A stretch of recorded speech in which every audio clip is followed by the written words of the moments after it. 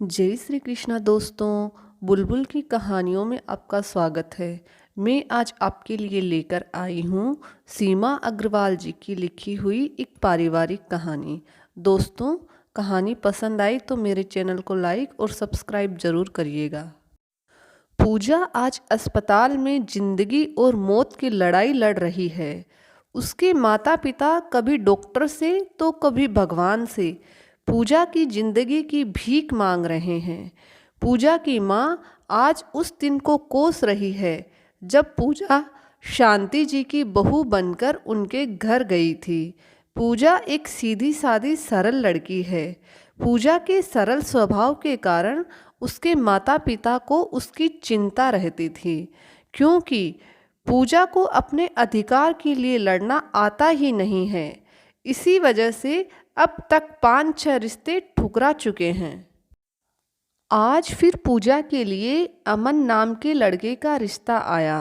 अमन जो अपने माता पिता के साथ व्यापार करता था, स्वभाव से भी अच्छा था, पूजा के लिए एकदम सही। पूजा और अमन की शादी हो जाती है। शांति जी की निगरानी में पूजा ने पूरे घर को अच्छे से संभाल लिया था। शांति जी, अमन की माँ, एक कड़क स्वभाव की महिला है। पूरे घर पर सिर्फ और सिर्फ शांति जी की ही हुकूमत चलती है, चाहे वो पति हो या बेटा। नई शादी के सपने ही अलग होते हैं। एक दूसरे के साथ समय बिताना, हाथों में हाथ डालकर घूमना शायद सबको अच्छा लगता है। इसलिए अमन ने पूजा के साथ मूवी देखने का प्रोग्राम बनाया। शांति जी तब बात पहुंची तो उन्होंने बोला, मेरा भी मूवी देखने का मन है। अमन, पर माँ। शांति जी, पर माँ क्या? शादी हो गई तो क्या माँ साथ में मूवी देखने भी नहीं जा सकती? खैर, अमन ने 3 टिकट बुक कराए। तैयार होकर तीनों गाड़ी तक पहुँचे। पूजा ने अमन के साथ वाली सीट का दरवाज़ा खोला ही था, सासू माँ ने अपनी कड़क आवाज़ में कहा, बेटा है मेरा, आगे की सीट पर हमेशा से मैं ही बैठती हूँ, तुम पीछे बैठो। पूजा चुपचाप मन मारकर पीछे जाकर बैठ गई। घर का कोई सामान भी लाना हो तो शांति जी ही जाती अमन के साथ। पूजा के अस्तित्व के ससुराल में कोई मायने नहीं थे।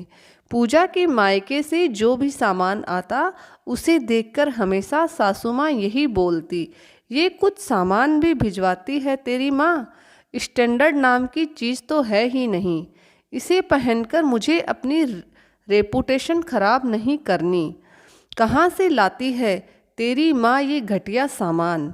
ये सिर्फ एक दिन की बात नहीं थी, घर में अक्सर ऐसा ही होता था। पूजा को बुरा तो बहुत लगता, मगर अपने दर्द को किसी से कह नहीं पाती थी। अंदर ही अंदर घुटन महसूस करती, आंसू भी बहाती तो चुपचाप। अमन भी शायद अपनी माँ के सामने बेबस था। आज सुबह के करीब 7 बजे थे। पूजा को नाश्ते की तैयारी करनी थी। वैसे तो शांति जी रोज़ 6 बजे तक उठ जाती थी, पर आज 7 बजे तक भी सो रही थी। पूजा को अपनी सासू माँ को नींद से जगाना सही नहीं लगा, इसलिए उसने अपने हिसाब से नाश्ता बना लिया। ठीक 8:30 बजे सब लोग नाश्ता करने आ गए। अमन और अमन के पिताजी नाश्ते की तारीफ कर रहे थे, मगर सासू माँ का चेहरा तो गुस्से से लाल हो गया। पति और बेटे को पूजा की तारीफ करते देख सासू माँ को लगा कहीं उनकी हुकूमत और बेटा दोनों हाथ से ना चले जाएं, इसलिए गुस्से में बिना नाश्ता किए अपने कमरे में चली जाती है। अमन शांति जी को नाश्ता कराता है, पूजा से माँ से माफ़ी मांगने को कहता है। एक दिन अचानक शांति जी की तबीयत बिगड़ जाती है। पूजा दिन रात एक करके सासू माँ की सेवा करती है। उन दिनों सासू माँ का व्यवहार पूजा के लिए ठीक था। पूजा को लगा शायद अब सही हो गया। आज हरियाली तीज के दिन सासू माँ को आज ही पूरी तरह से ठीक हुई थी।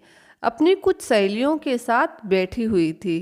तभी पूजा के माता पिता तीज का सिंदारा लेकर पूजा के ससुराल आते हैं।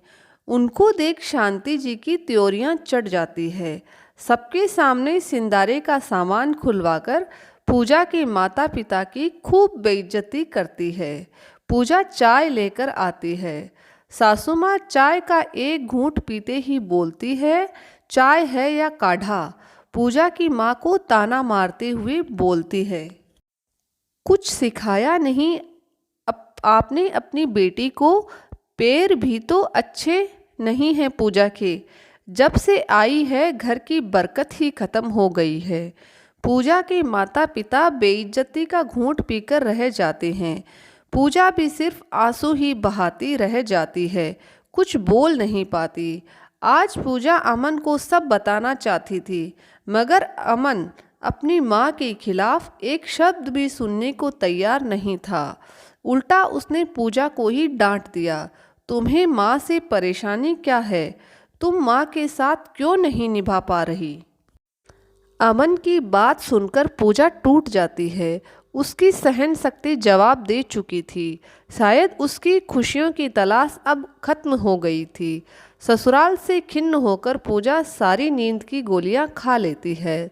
सिर्फ एक ही सवाल पूछती है अमन से, आखिर बहू को घर लाते क्यों हैं? आज से नहीं पता पूजा बचेगी या नहीं, पर इतना ज़रूर है, अपने हक की लड़ाई खुद ही लड़नी होती है। कहते हैं भगवान भी उसी की मदद करते हैं जो अपनी मदद करना चाहता है। घुट घुट कर जीने की जगह परिस्थितियों का सामना करके पूजा अपने अधिकार के लिए अगर लड़ी होती तो शायद आज ऐसा नहीं होता। तो दोस्तों, कैसी लगी आपको आज की कहानी? अगर कहानी अच्छी लगी तो मेरे चैनल को लाइक और सब्सक्राइब ज़रूर करिएगा। मैं ऐसी ही कहानियाँ आपके लिए और लेकर आती रहूँगी। जय श्री कृष्णा।